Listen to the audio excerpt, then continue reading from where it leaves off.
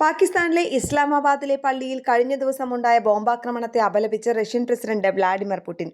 ഭീകരവിരുദ്ധ പോരാട്ടത്തിന് പാകിസ്ഥാന് റഷ്യയുടെ പിന്തുണ പുടിൻ വാഗ്ദാനം ചെയ്യുകയും ചെയ്തു. പാക് പ്രസിഡന്റ് ആസിഫ് അലി സർദാരിക്കും പ്രധാനമന്ത്രി ഷെഹബാസ് ഷെരീഫിനും അയച്ച അനുശോചന സന്ദേശത്തിലാണ് പുടിൻ പിന്തുണ അറിയിച്ചത്. ആക്രമണത്തിന്റെ ഇരകളോടും രാഷ്ട്രത്തോടുള്ള ഐക്യദാർഢ്യം പുടിൻ അനുശോചന സന്ദേശത്തിൽ പ്രഖ്യാപിച്ചു. മതചടങ്ങിനിടെ ആളുകളെ കൊലപ്പെടുത്തുന്നത് ഭീകരവാദത്തിന്റെ ക്രൂരവും മനുഷ്യത്വരഹിതവുമായ സ്വഭാവത്തിന്റെ തെളിവാണെന്ന് പുടിൻ പറഞ്ഞു. കൊല്ലപ്പെട്ടവരുടെ കുടുംബങ്ങൾക്കും സുഹൃത്തുക്കൾക്കും അനുശോചനവും പിന്തുണയും അറിയിച്ചിരുന്നു. പരിക്കേറ്റവർ വേഗത്തിൽ സുഖം പ്രാപിക്കട്ടെയെന്നും അദ്ദേഹം ആശംസിച്ചു. ഇന്ത്യ-US വ്യാപാര കരാറിന് ധാരണയാവുകയും റഷ്യയിൽ നിന്ന് അസംസ്കൃത എണ്ണ വാങ്ങില്ലെന്ന് ഇന്ത്യ ഉറപ്പു നൽകിയെന്ന് US പ്രഖ്യാപിക്കുകയും ചെയ്ത പശ്ചാത്തലത്തിലാണ് പാകിസ്ഥാന് റഷ്യ പിന്തുണ പ്രഖ്യാപിക്കുന്നത്.